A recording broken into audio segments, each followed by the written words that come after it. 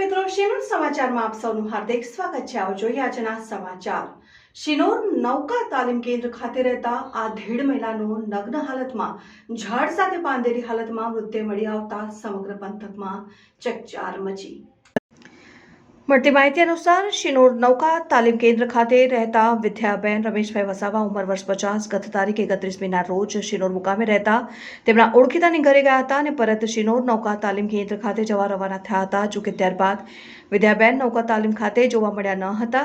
જે અંગેની જાણ તેમની દીકરીને થતાં તેઓ શિનોર ખાતે પહોંચી તેમની માતાની શોધખોળ હાથ ધરી। જોકે વિદ્યાબેનની શોધખોળ કર્યા બાદ પણ ન મળતા તારીખ 3 સપ્ટેમ્બર 2024ના રોજ તેમની દીકરી કૈલાસે શિનોર પોલીસ સ્ટેશનમાં ગુમ થયાની જાણવાજોગ ફરિયાદ નોંધાવી હતી। જોકે દીકરીઓને સંતોષ ન થતા તેઓએ માતાની શોધખોળ જાતે હાથ ધરી હતી। આ દરમિયાન વિદ્યાબેન રહેતા હતા તેમની પાછળની જગ્યાએ આવેલી ઝાડીઓમાં શોધખોળ હાથ ધરવામાં આવી હતી। આ દરમિયાન ઝાડીઓમાંથી દુર્ગંધ આવતા ત્યાં જઈને તપાસ કરતા ઝાડ સાથે નગ્ન હાલતમાં બાંધેલી માતાની લાશ જોતા દીકરીઓ ચોંકી ઉઠી।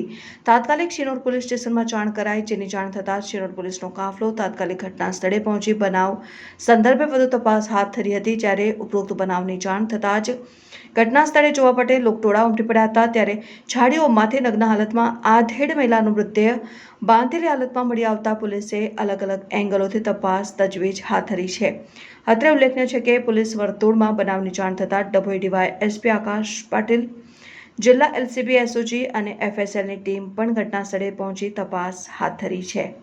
બનાવ એવો બન્યો તો શનિવારે છે ને રાતે મમ્મીને ફોન સ્વિચ ઓફ થયો ને લાગ્યો ના ને એટલે અમને બીજે દિવસ રવિવારને અમને ખબર પડી ને હજુ અમે 5 વાગે આવ્યા। પછી છે ને પોલીસ સ્ટેશન અમે જઈને ફરિયાદ નોંધાવી તો સરે એવું કીધું એકવાર ચેકઅપ કરી આવો, ત્યાં જોઈ આવો, હોદી આવો કે કંઈ આગા પાછા ના ગયા હોય કે અહીં અહીં રાતે ઉત્તમ સર વિડીયો આવીને ઉતારી ગયા હતા। અને પછી બીજે દિવસ અમે એફઆરઆઈ પાક્કું પંચનામું કરે ને એટલે એફઆરઆઈ પાક્કું ફરાવા ગયા હતા। તમે 11 વાગ્યાના ગયા હતા તે હોજે અમે 5 વાગે લગીને બેસી ગયા હતા તે પોલીસ સ્ટેશનમાં। એ અમે આજે સવારમાં છે ને તપાસ કરવા હતા કે એકવાર અમે બધા ફરિયાવાળા જઈ આવીએ કે તપાસ કરી આવીએ। તો અમે જે પગલાં દેખ્યા હતા ને અમે લોકો તે બે પગલે રીતે જ્યાં ને એ બાજુ લાવો એ બાજુ તપાસ કરીએ, તે બાજુ ગંધ મને આવી ને તો કંઈ બોડીની વાસ આવે છે એટલે મને ખબર પડી।